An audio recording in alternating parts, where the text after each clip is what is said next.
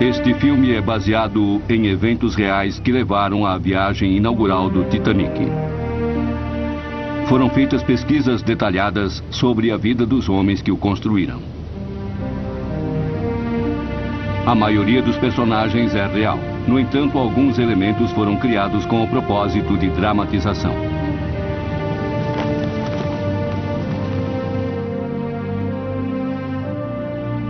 As águas estão paradas. O estaleiro quase silencioso. Mas há um século, este local em Belfast testemunhou a construção de uma lenda. Aqui nasceu o navio mais famoso que o mundo já viu. O Titanic.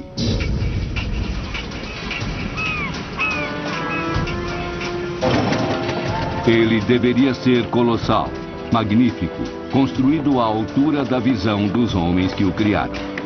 Homens motivados por uma ambição sem limites e uma convicção absoluta. A verdadeira e esquecida história do Titanic é a dos trabalhadores que fizeram o navio mais luxuoso do mundo com as próprias mãos. É uma história de violência e drama político, de desespero, tragédia e vergonha. O Titanic, após 5 anos de construção, afundou em menos de 3 horas. 1.500 pessoas morreram. Entre elas, alguns dos homens que ajudaram a dar vida ao navio. Esta é a história desconhecida desses homens e de seu navio.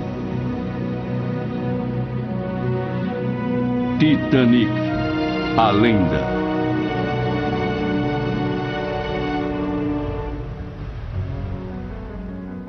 O Titanic nasceu na grande era de navios de luxo, quando estaleiros e operários disputavam uma batalha feroz para ver quem construiria os maiores, mais fortes e mais velozes navios. Grã-Bretanha, Estados Unidos e Alemanha travavam uma guerra pelos enormes lucros do transporte transatlântico. Estavam em jogo o orgulho das nações e o dos operários. Nessa grande era, cada novo navio levava um grupo de segurança, especialistas selecionados para resolver problemas na primeira viagem.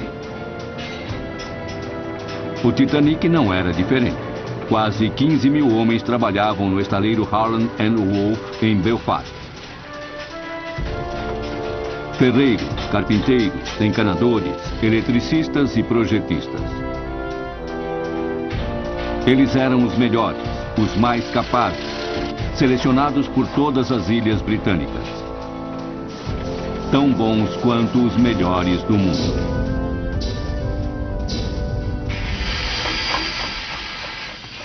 Quatro 4.000 desses homens trabalhariam no Titanic, e desses, apenas 8 seriam escolhidos para a viagem inaugural. A jornada de uma vida. A história deles começa 5 anos antes em Londres.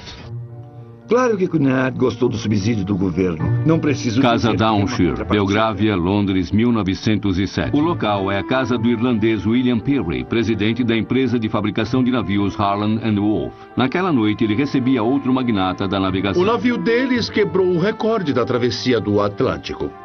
É uma grande Bruce bobagem. Ismay, presidente da companhia de navegação White Star Line e membro da Sociedade Londrina. A Cunard, concorrente da White Star, havia acabado de lançar o navio mais veloz do mundo. Ismay estava determinado a não ficar para trás. Como eu sempre disse, Bruce, velocidade não é tudo. Mas com certeza você entende por que devemos reagir.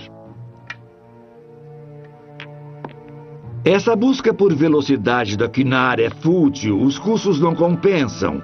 Se as pessoas querem grandeza, vamos lhe dar. Ele será tão grande como Mauritânia? Não, 1,5 vezes maior. O maior navio que o mundo já viu. Para competir com a Cunard, são necessários 2 navios. Para vencê-los, são precisos 3.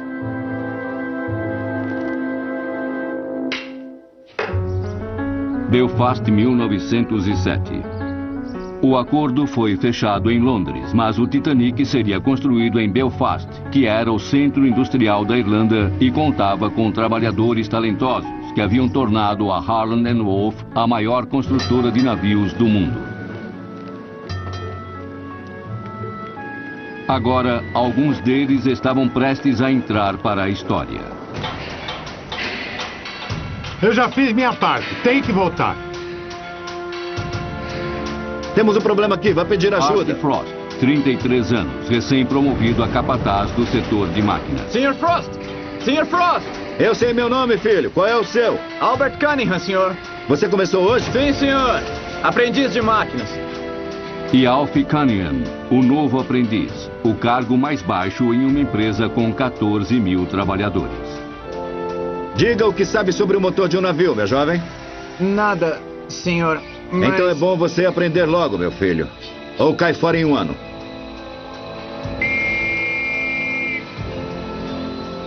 Artie Frost também começara como aprendiz. Ele sabia como o estaleiro funcionava. Aos poucos ele foi sendo promovido, mas para chegar ao cargo de capataz, ele precisou esperar que seu pai se aposentasse. O comando da companhia também era uma questão familiar. É um fato. A Cunard nos ultrapassou. Vamos mostrar que esse lugar é nosso. Eu sei que vai aproveitar a chance para fazer isso, William. O chefe de projetos era o irmão da esposa de Peary, Alexander Carlyle. Era uma relação no mínimo tensa. Tommy, Roderick, Alexander já contou a vocês? De fato. É uma boa notícia. Thomas Andrews era sobrinho de Peary. Muitos achavam que ele estava sendo preparado para assumir a empresa. Uma nova classe de navios. É extremamente ousado. Roderick Chisholm, desenhista-chefe. Eu disse a Smay que posso entregá-los em 4 ou 5 anos. Sério, William. Todos sabemos que gosta de menosprezar o desafio, mas francamente isso é ridículo. É um desafio do qual sei que você vai gostar. E com a ajuda de Tommy e de Roderick, podemos transformar essa visão numa realidade. A determinação de Peary se refletia no estaleiro sob o comando de homens como Artie Frost. Volte pra lá e fique na maldita máquina. Faxineiro! O novo trabalho pedia mudanças. Antes de construir os navios gigantes, Peary precisava reformar totalmente o estaleiro. Novas rampas, novos pórticos. Peary estava fazendo história. E para registrar isso, ele contratou o melhor fotógrafo da Irlanda, Robert Welsh, que iria fotografar cada fase da construção do Titanic.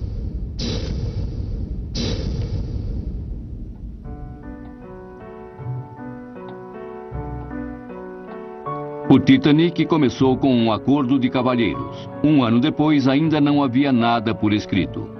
Tudo dependia de Bruce Smay receber o que queria. Tem 4 chaminés. Correto. Mas você disse que haveria apenas 3 motores. William acha que esses navios serão mais eficazes com apenas 3. E sabemos que quanto mais chaminés o navio tiver, mais o público terá vontade de viajar nele. A Cunard fez o Mauritânia e o Lusitânia com 4. Então, uma chaminé é ornamental. Exato, senhor. Eu acho que ele é magnífico. Quando podem começar? Podemos começar a trabalhar no navio 400 em questão de meses. O 401 logo em seguida. Então, é melhor assinar o contrato. É claro. Eles precisam de nomes. Não podem ser chamados de 400 e 401. Claro, como o 400 foi o primeiro da classe, devemos chamá-lo de Olympic. Concordo. E o 401? O navio é seu, Bruce. William, você conhece os clássicos. O Olimpo foi o lar dos deuses gregos, de fato. E quanto aos seus rivais, os titãs? Gigantes, todos eles. O parceiro de Olympic, então, deve ser o Titanic. Muito bem. Então será Titanic. O navio não poderia ter um nome mais adequado. Olympic e Titanic. Na opinião de Peary, esses grandes navios dariam início a uma era de prosperidade sem limites.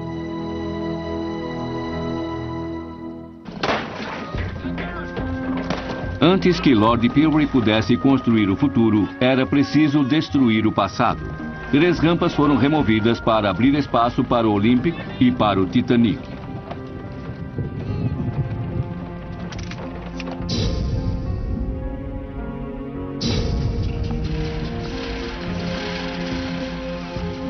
Em meio ao caos, a visão de Peary começava a tomar forma.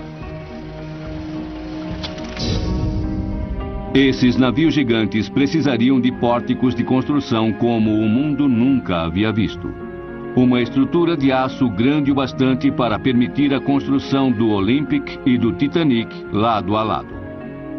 A estrutura de 70 metros de altura, 256 de comprimento e 82 de largura, foi construída pela Harland & Wolff ao longo de 2 anos e custou $175 mil, equivalentes hoje a mais de 11 milhões de dólares.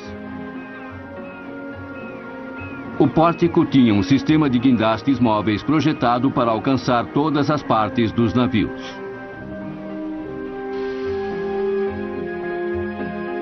O Olympic e o Titanic confirmariam a posição da Harland & Wolff como a maior construtora naval do mundo.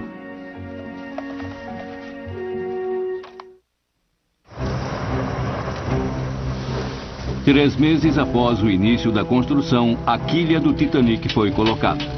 Uma gigantesca espinha de aço para suportar seus 270 metros de comprimento. A placa da quilha tinha a altura de um homem e era facilmente alcançada pelas máquinas de rebites suspensas no pórtico. Os blocos de madeira abaixo tinham o ângulo correto, prontos para o futuro lançamento. Enquanto isso, as estruturas de aço que formariam as balizas do Titanic estavam sendo preparadas. Na sala de moldagem, um local do tamanho de um campo de futebol, seções inteiras do navio eram riscadas a giz e o trabalho metalúrgico para dar forma às peças estava em andamento. Uma a uma, as 300 balizas do casco foram colocadas no lugar. As ambições políticas de Lord Peary também cresciam. Como um rico protestante, Peary sempre fora unionista. Mas da noite para o dia, ele se voltou para o nacionalismo. Peary estava brincando com fogo. Muitos de seus funcionários tinham jurado lutar contra isso a qualquer custo. A maior oposição vinha da Ordem Laranja.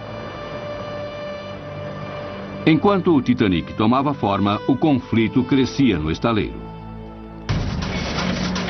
Março de 1910.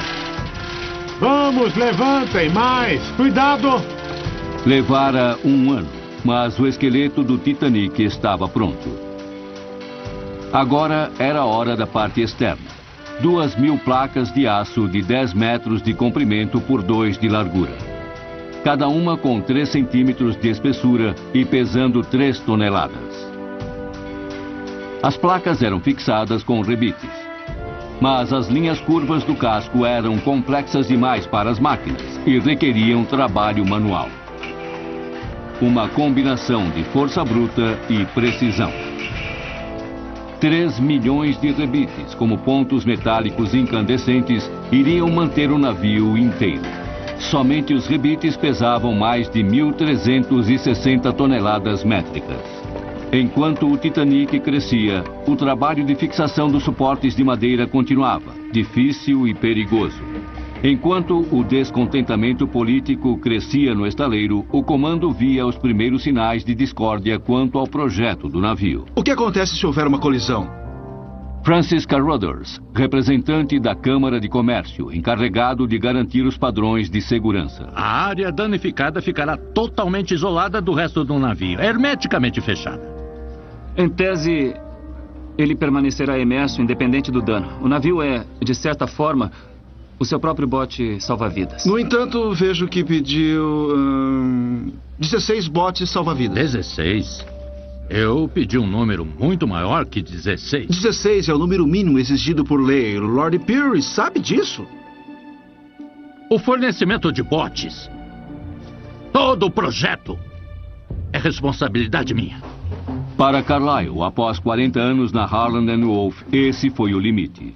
A lei diz claramente que 16 botes salva-vidas são suficientes para navios a partir de 10 mil toneladas. Concordo, William, mas esse navio tem 5 vezes esse tamanho. Como podemos colocar mais de 3 mil pessoas em 16 botes salva-vidas? Esses navios foram projetados por você para não afundarem. Mas entenda, William, qualquer projeto humano é falível. Claro que a primeira regra de segurança é pensar no impensável. E levará nossos passageiros a fazerem o mesmo. O quê? Já imaginou o que eles vão pensar se o convés superior ficar repleto de botes salva-vidas?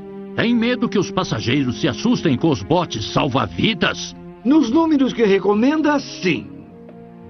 Nossa intenção é oferecer aos passageiros a melhor experiência de suas vidas. E não assustá-los de modo a que nunca mais queiram viajar em um navio da White Star. Então, essa é uma de suas decisões econômicas. Esses navios precisam lucrar na navegação, Alexander. E eu lucrar na construção. E sem dúvida, uns poucos botes salva-vidas a menos serão um pequeno, mas bem-vindo acréscimo à sua margem de lucro. Você sabe que isso é bobagem. Alexander! Foi o fim da participação de Carlyle na empresa. O Titanic foi o último navio que ele projetou. O Titanic precisava de um novo projetista-chefe. Para Lord Peary, só havia uma possibilidade: seu sobrinho, Thomas Andrews.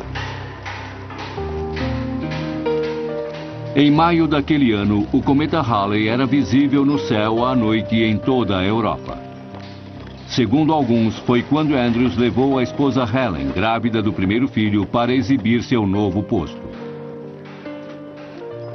O Titanic já estava gerando mitos, mas de todos os sinais, ao menos este viria a ser verdadeiro. O navio é meu agora, Helen. O Titanic e Thomas Andrews seriam inseparáveis até o final.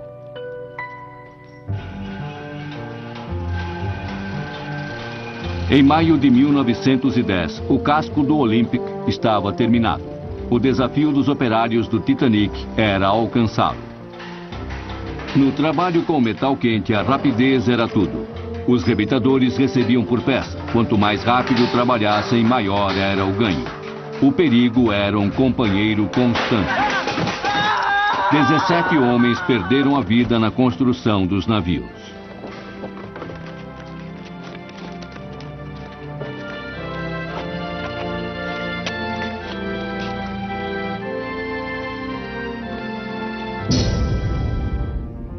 A empresa estava em um período de grande expansão.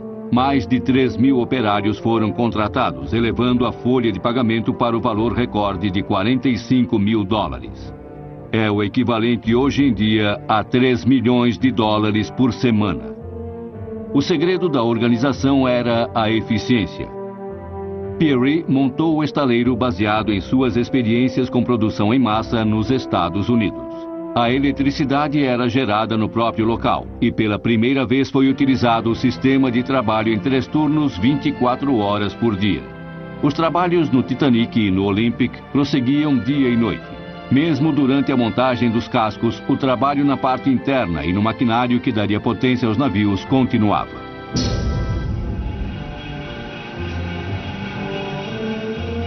Alf começava a trabalhar nas caldeiras do Titanic, que iriam produzir a energia para movimentar os motores. Tenha cuidado aí, filho. Haveria 29 caldeiras, cada uma delas alimentada por 6 fornos. No total, seriam consumidas 700 toneladas de carvão por dia, que iriam gerar 30 mil cavalos de potência para os motores principais. As caldeiras eram gigantescas, mas o Titanic era projetado para ter eficiência, não velocidade. O vapor excedente seria encaminhado para um terceiro motor, uma turbina de baixa pressão que aumentaria em mais de 50% a potência do Titanic.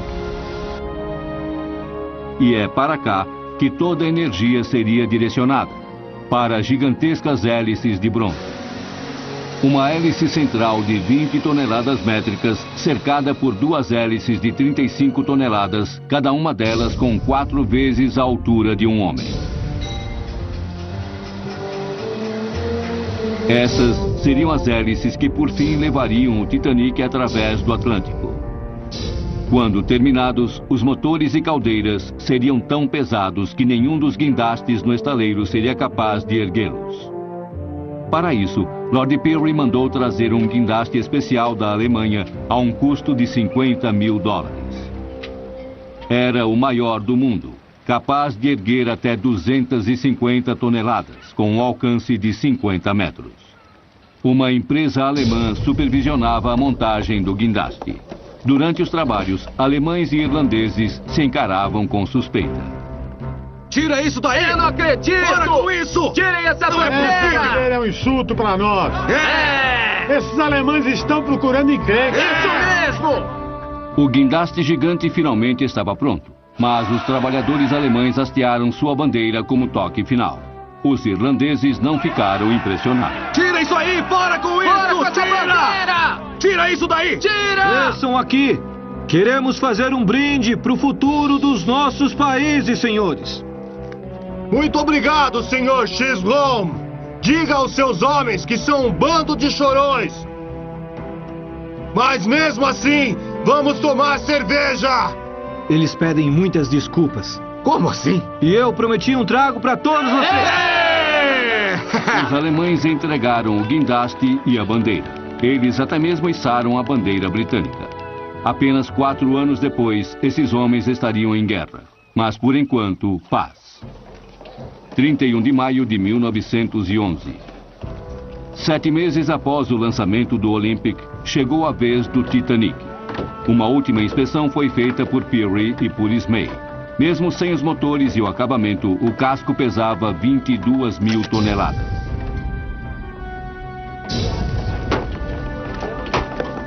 As escoras de madeira foram retiradas e todo o peso do navio descansou sobre os trilhos. Na plataforma de lançamento estava o capitão Edward J. Smith, que iria comandar tanto o Olympic quanto o Titanic.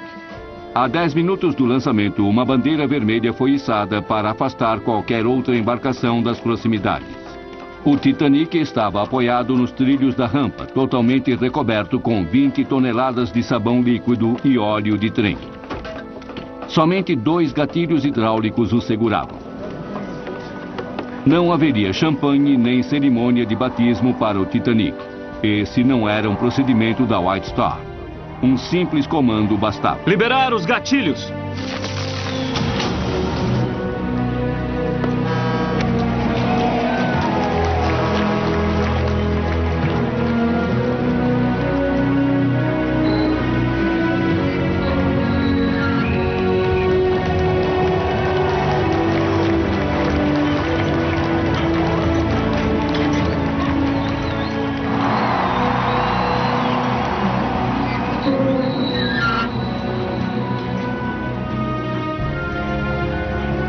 Ao entrar na água, o navio já se deslocava a 22 km por hora. Somente as correntes de arrasto atrás dele, pesando 150 toneladas, poderiam detê-lo. Em apenas 62 segundos, o Titanic estava no mar.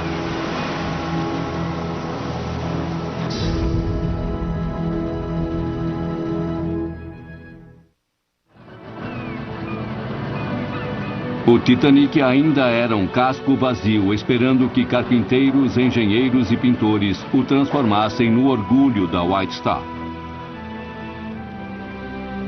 Chaminés e caldeiras, piso, iluminação, móveis, objetos de decoração e quadros. Tudo deveria ser colocado no lugar para dar vida ao maior navio de passageiros do mundo. Âncoras e postes de ancoragem foram trazidos da Inglaterra e da Escócia, assim como guinchos para botes, pias e banheiras.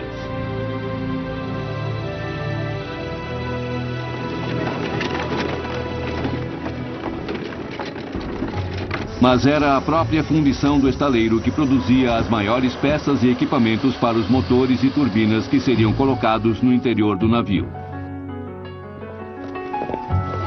Artistas contratados, alguns trazidos da Itália, iriam produzir todos os finos detalhes e painéis trabalhados para a decoração interior do navio.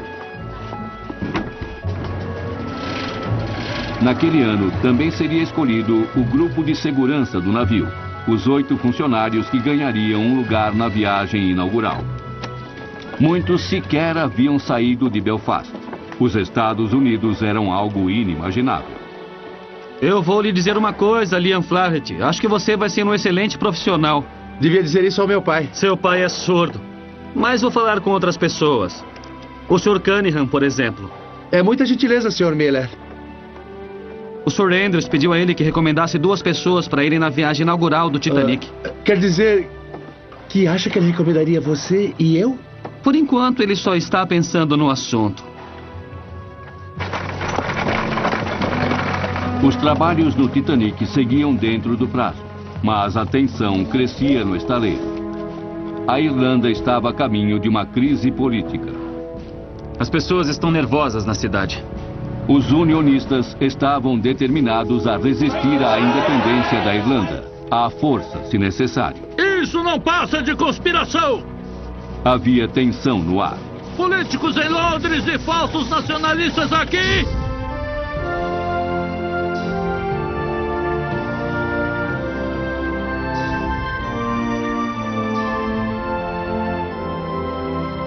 Somente no Titanic, o mundo real parecia distante.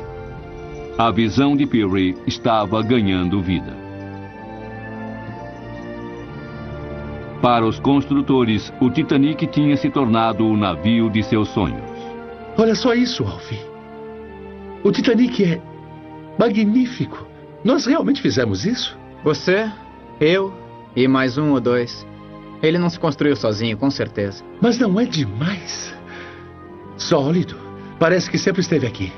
Ele sempre estará. Mas então, o desastre. O Olympic ficou seriamente danificado em uma colisão com o cruzador naval HMS Rock. A proa blindada do cruzador fez uma abertura de 3 metros na lateral do Olympic. Houve danos em 11 placas de aço e no sistema de propulsão. O impacto foi sentido em Belfast, onde o Titanic estava quase pronto.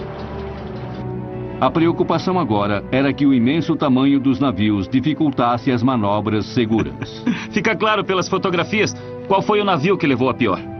Mas os construtores do Titanic sabiam como lidar com a imprensa. O Olympic resistiu bem à colisão.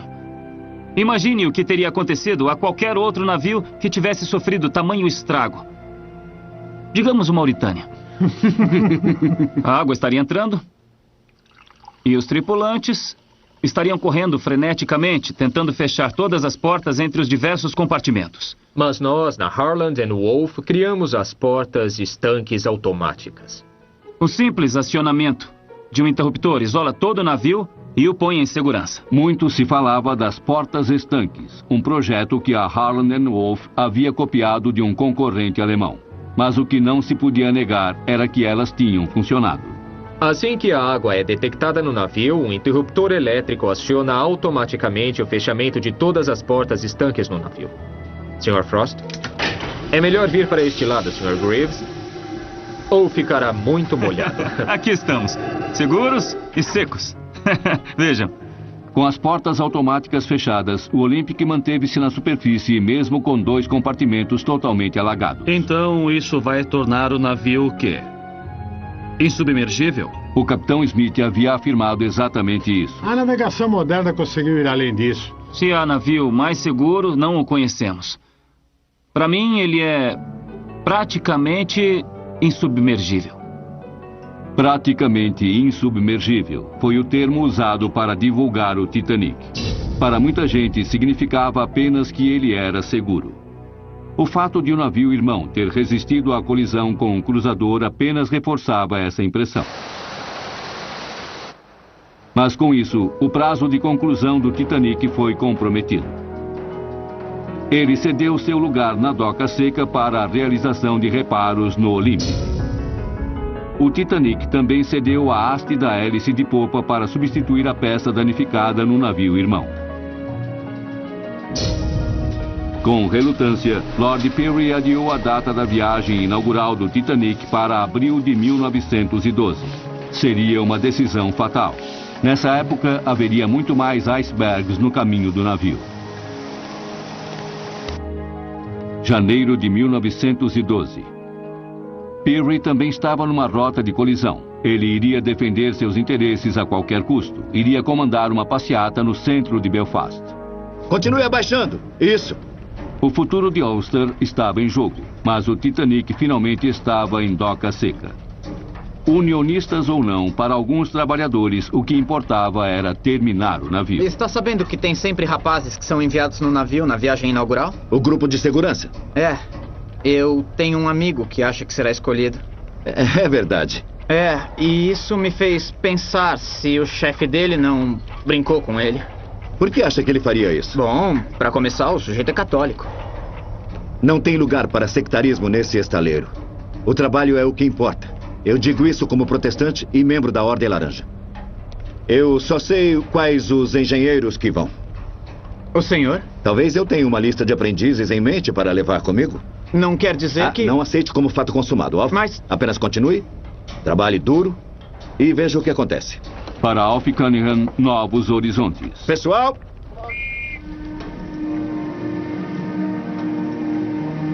Faltavam poucas semanas para a viagem inaugural do Titanic. Todos pensavam no grupo de segurança. Está mentindo. Não estou. Talvez nós dois viajemos para Nova York. Ou talvez ele esteja enganando só você. O Sr. Frost sabe que sou bom no meu trabalho. O que é isso? Estão revistando, não estão? As revistas eram rotineiras, mas os lealistas estavam dispostos a lutar com o que tivessem em mãos.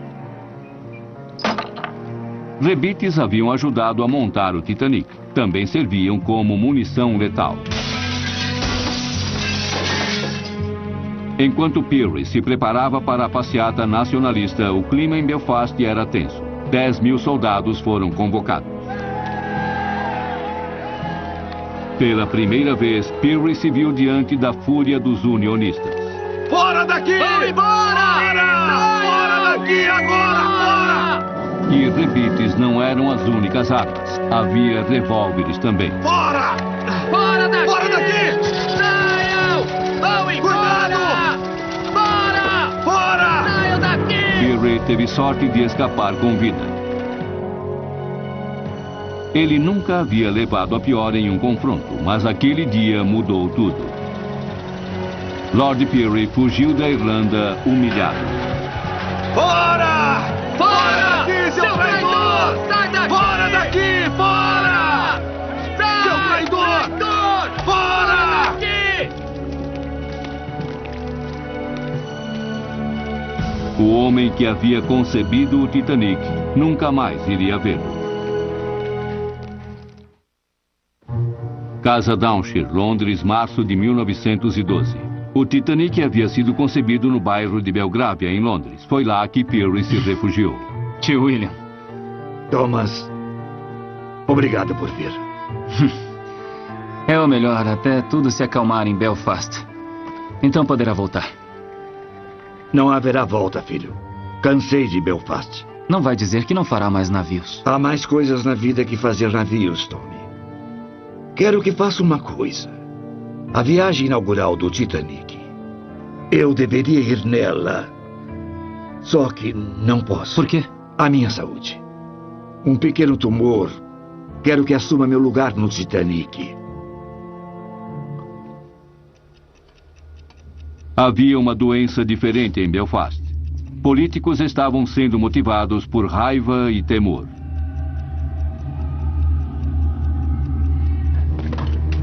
E no estaleiro havia contas a acertar. Flaherty! Flaherty! Lord Pierre lamenta lhe informar, mas você foi dispensado. Pois mande-o vir aqui me dizer pessoalmente. Vamos, Flaherty! Você não é surdo! Se tocar em mim de novo... Vai fazer o quê? O que está acontecendo? Ian, saia daqui! O que estão fazendo? O seu pai foi dispensado. Vamos acompanhá-lo para fora do estaleiro. Ah! Saia daqui! Tenho notícias para você. O Titanic parte em 1º de abril e estamos nele. Estamos no grupo de segurança e seu amigo Liam Flaherty vai conosco. Ele sabe. Eu duvido muito. Aonde vai, filho?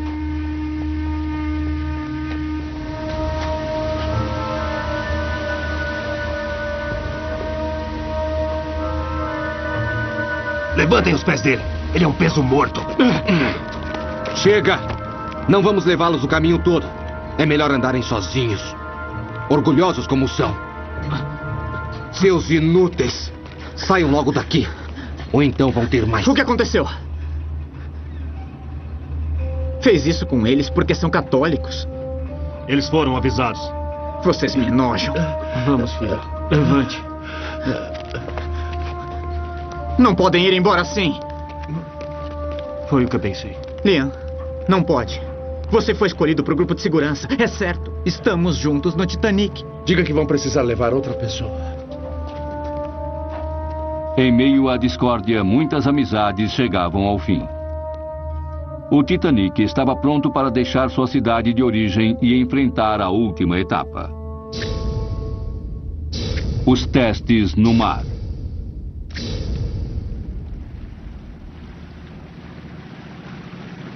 Liberar rebocadores.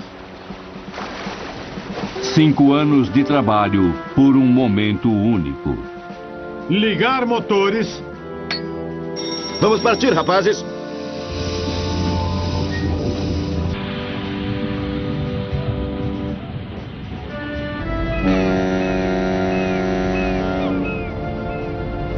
O vapor das caldeiras movimentou os motores principais a uma pressão de 15 quilos por centímetro quadrado. Cavalheiros, o Titanic está a caminho.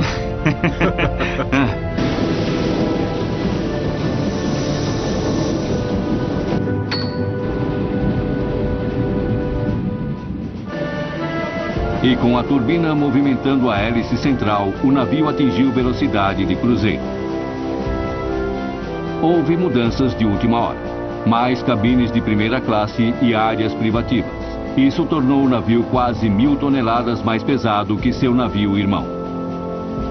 Com 42.000 toneladas métricas, o Titanic era agora o maior navio do mundo. Os testes no mar não eram apenas uma formalidade. Virar para estribordo! Francis Carruthers, da Câmara de Comércio, estava na ponte. Em 3 anos de construção, ele inspecionou o Titanic quase 2.000 vezes. Não espero que ele vire rapidamente, Capitão Smith, mas dentro dos limites razoáveis. Cabia a ele assinar o certificado de segurança. Naquele dia de abril, no mar da Irlanda, o Titanic foi submetido ao teste crucial. Na velocidade máxima de 40 km por hora, em quanto tempo ele poderia parar? Reversão total na proa. Reversão total na proa. Reversão total! Rápido com isso, rapazes!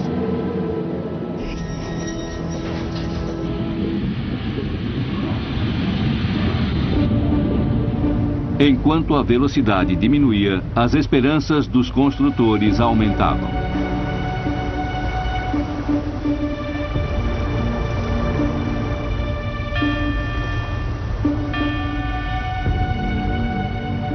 Então, Sr. Carruthers? 800 metros. Muito bem. Isso é bem razoável. Excelente. Excelente. O navio parou em bem menos do que 1 quilômetro, menos de 3 vezes o próprio comprimento. O certificado de transporte de passageiros foi validado por 1 ano. O Titanic estava livre para viajar pelo mundo. E a ocasião levou a bordo alguém que o conhecia muito bem. Sr. Miller? Alfie! 2 meses antes, Thomas Miller havia deixado o estaleiro e se inscrito como auxiliar de convés. Ele estava de volta ao navio que ajudara a construir. Olá, como foi que o senhor... Meu segundo emprego como auxiliar de convés até Nova York. Faltava pessoal, pagam bem. Ora, isso não é ótimo? E você também vai? Vou. Então vamos nos ver bastante, não é? Parece que sim. Estava chegando a hora do Titanic deixar seu local de origem para sempre. E Thomas Andrews, agora responsável pela Harland & Wolff, reuniu seu grupo de segurança, uma equipe de especialistas para a viagem inaugural. 8 homens de confiança, entre eles Roderick Chisholm, Art Frost. Cuide bem da sua mãe por mim. Cuide-se. Albert Cunningham. A presença de Tommy Miller parecia ser uma feliz coincidência, e ele se despediu de seus filhos. Um para cada um. Guardem e não gastem até eu voltar. Vamos ser mais ricos ainda. Art Frost tinha certeza de que seria promovido na volta, e o trabalho de Alf também foi premiado. Ele foi escolhido como aprendiz do ano. Seu futuro estava garantido. Cuide-se. Todos embarcaram no Titanic cheios de esperanças e expectativas. Nos vemos em algumas semanas.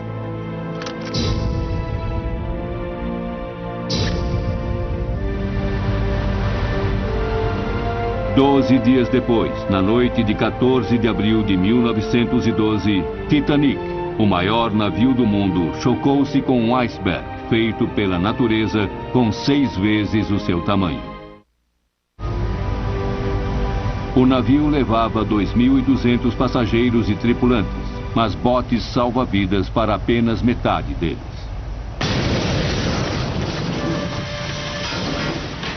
Rebites se soltaram e placas de aço se partiram, e 6 aberturas deixaram o Titanic mortalmente ferido. Ele fora projetado para se manter imerso com até 4 compartimentos inundados. Com o impacto do iceberg, 6 deles foram danificados. Após 5 anos de construção, o Titanic afundou em 2 horas e 40 minutos. Thomas Andrews ajudou muita gente a escapar. Ele foi visto pela última vez sozinho na primeira classe. Art Frost foi visto correndo para a sala de máquinas. O corpo de Roderick Chisholm nunca foi encontrado. Alf Cunningham, de 21 anos, foi registrado entre os sobreviventes. Foi um erro de identificação. E Tommy Miller morreu ao lado de seus ex-colegas de trabalho.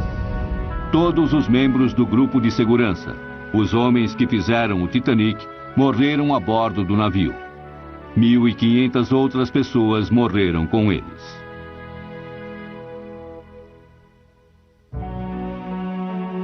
Bruce Ismay, o proprietário do Titanic, conseguiu um lugar em um bote salva-vidas. E a tragédia pôs fim à sua carreira. O inquérito isentou de culpa os construtores, mas a saúde de Lord Peary estava debilitada. Ele morreu praticamente falido.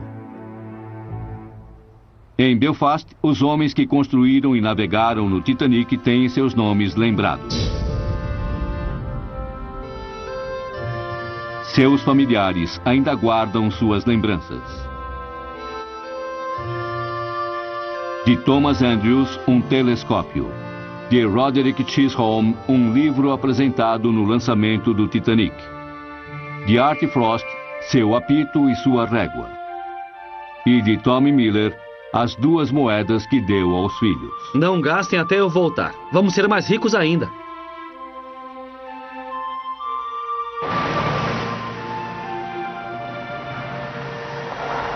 Os construtores do Titanic acreditavam que estavam iniciando uma nova era. Infelizmente, eles tinham razão. Em 2 anos, o mundo entraria em guerra. E os sonhos utópicos da era industrial haviam acabado. Mas os sonhos dos homens que deram vida ao Titanic nunca morreriam. Eles se tornaram parte de sua lenda.